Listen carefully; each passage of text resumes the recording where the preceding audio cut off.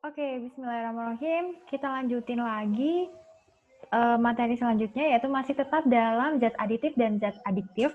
Nah, untuk pewarna buatan ternyata masih ada tambahan ya. Jadi tadi itu kejeda, di mana di sini kita tahu bahwa pewarna buatan ini merupakan bahan pewarna dalam produk baik makanan dan maupun minuman, baik tekstil, industri dan lain sebagainya. Yang ada beberapa pewarna buatan itu yang aman untuk kita, tapi ada beberapa pewarna buatan yang tidak dianjurkan apabila pemakaian atau dosisnya itu berlebih gitu ya. Nah, ini kita tahu bahwa sebagian masyarakat itu masih menggunakan bahan pewarna buatan yang tidak sesuai dengan dosisnya. Contohnya, di mana pewarna tekstil ini digunakan harusnya untuk baju, untuk kain, tetapi malah digunakan sebagai bahan makanan, pewarna bahan makanan atau minuman gitu ya. Nah, pewarna tekstil dan pewarna cat ini tidak boleh digunakan sebagai pewarna makanan dan juga minuman karena mereka mengandung logam-logam berat seperti ada antimoni Sb, arsenik, barium, kadmium, kromium, raksa, merkuri, selenium yang sifatnya itu racun bagi tubuh. Nah, ini contohnya. Misalnya pada warna biru ada Indan Trene Blue RS, kuning Fast Yellow, Oil Yellow. Jadi mungkin bisa dilihat komposisi makanan atau minuman yang kalian konsumsi. Apakah ada pewarna makanan yang harusnya itu tidak dianjurkan untuk digunakan, tetapi malah digunakan gitu ya. Kemudian selanjutnya ada pemanis. Kita tahu bahwa pemanis itu merupakan bahan suatu zat yang sering ditambahkan di dalam baik makanan maupun minuman yang menyebabkan rasa manis gitu ya. Nah, masih ada dua, yaitu pemanis alami dan juga pemanis buatan. Di mana pemanis alami yang umum digunakan adalah gula pasir atau sukrosa, gula kelapa, gula aren, ada gula lontar, dan gula bit, di mana gula tersebut digunakan sebagai pemanis pada makanan dan minuman yang sesuai dengan keperluan. Nah, penggunaan pemanis alami ini ternyata perlu mengikuti takaran. Jadi walaupun alami, kalau digunakan atau dikonsumsi secara berlebihan itu juga dapat menyebabkan tidak baik untuk tubuh gitu ya. Nah, sedangkan pada pemanis buatan, di mana dia itu memiliki rasa manis yang hampir sama dengan pemanis alami.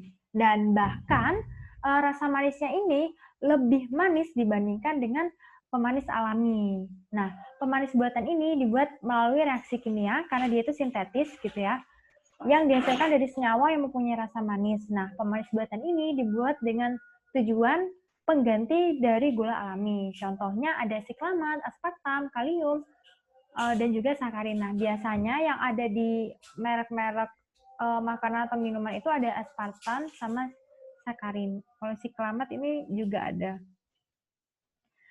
Nah, karena pemanis ini mempunyai tingkat kemanisan lebih besar dibandingkan gula pasir, maka kita harus berhati-hati. Apalagi bagi kalian yang memiliki pengidap kencing manis gitu ya, penderita kencing manis gitu. Nah, selain itu pemanis buatan ini tidak menghasilkan kalori dalam tubuh sehingga lebih sering digunakan oleh orang yang diet gitu. Nah, contohnya ini ya. Ini merupakan perbandingan tingkat kemanisan pemanis buatan dengan pemanis alami. Ini ya.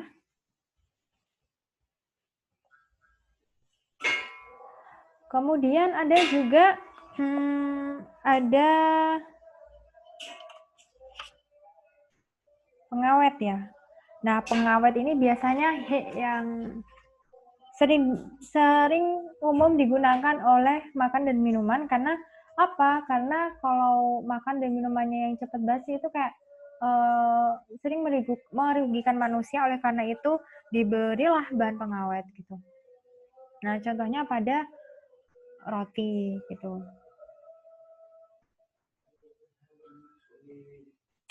Nah, setiap bahan makanan, di mana kita tahu bahwa setiap bahan makanan ini memiliki batas waktu untuk menjadi rusak gitu. Misalnya ini, jadi di sini ada roti yang tidak layak dikonsumsi karena dia itu sudah ditumbuhi jamur. Nah, supaya bahan makanan tersebut tidak cepat rusak, maka perlunya ditambahkan bahan pengawet dalam jumlah tertentu. Nah, pengawet ini juga merupakan zat aditif yang berfungsi untuk menghambat kerusakan makanan atau minuman. Nah, bahan pengawet ini mencegah tumbuhnya mikroorganisme seperti jamur, bakteri, dan lain sebagainya, sehingga reaksi kimia yang disebabkan oleh mikroorganisme tersebut itu dapat dicegah, misalnya dengan cara fermentasi pada makanan dan minuman tersebut. Nah, reaksi kimia lain itu juga dapat dicegah dengan adanya pengawet, yaitu seperti pengasaman, oksidasi, pencoklatan, dan reaksi enzimatis. Contohnya itu ini ya, asam benzoat. Jadi ini udah umum banget asam benzoat dan natrium benzoat. Ada juga asam askorbat. Dan ini mengawetkan makanan minuman tergantung nama bahan pengawet yang sering digunakan. Ini ada pengawet bahan minuman ringan, kecap dan saus. Ada kalau daging-daging biasanya menggunakan asam askorbat. Terus mengawetkan daging olahan dan keju pakai NaNO3. Mengawetkan roti dan keju olahan, terus dan lain sebagainya. Nah, pengawetan pada bahan makanan atau minuman ini merupakan cara pengawetan secara kimia. Jadi yang pada tabel ini merupakan pengawetan secara kimia. Nah, cara lain yang secara alaminya itu bisa menggunakan pengasinan atau pemanisan. Misalnya tadi yang Ibu jelaskan di awal, ikan asin, terus manisan buah atau daging panggang yang dapat diawetkan secara alami gitu. Jadi dengan cara dipanggang gitu. Nah, ada metode lain dari pengawetan sendiri yaitu dengan cara pemanasan, pendinginan, pembekuan, pengasapan, pengeringan, dan juga penyinaran. Nah, contoh dari bahan pengawet yang alami itu bisa juga dengan gula dan garam. Dimana kita tahu bahwa gula dan garam ini sudah digunakan oleh orang yang sejak zaman dahulu gitu.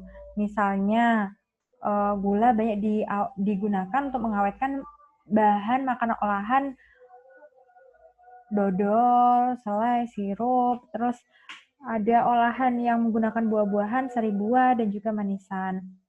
Kalau garam itu tadi ya, ikan asin, ada telur, dan juga daging. Nah, selain gula dan garam, ada juga bahan pengawet buatan, misalnya asam cuka atau asetat, asam sorbat, dan asam benzoat gitu. Nah, asam asetat ini biasanya digunakan apa? Digunakan membuat acar buah dan juga sayuran. Sedangkan asam sorbat atau natrium sorbat ini digunakan sebagai pengawet pada keju, dan juga ada asam benzoat atau natrium benzoat ini biasa digunakan kecap dan saus seperti pada tabel ya. Nah, akhir-akhir ini kalau kalian mengetahui berita-berita banyak penyalahgunaan bahan pengawet, misalnya boraks dan juga formalin, di mana dia itu sebagai pengawet dan juga pengenyal, dan banyak ditemukan di mana? Di bakso dan juga di mie basah. Nah, perlu kita ketahui bahwa boraks ini dapat menyebabkan keracunan, di mana ada munculnya terjadi gejala-gejala yaitu muntah-muntah dan juga diare. Di mana apabila dikonsumsi terlalu banyak, maka boraks ini dapat menyebabkan kematian. Nah, kalau formalin ini biasanya digunakan mengawetkan spesimen biologi atau proses pengawetan mayat. Jadi formalin ini tidak diperbolehkan untuk mengawetkan bahan makanan. Gitu. Oke, mungkin sekian dulu. Kita lanjut ke part 3.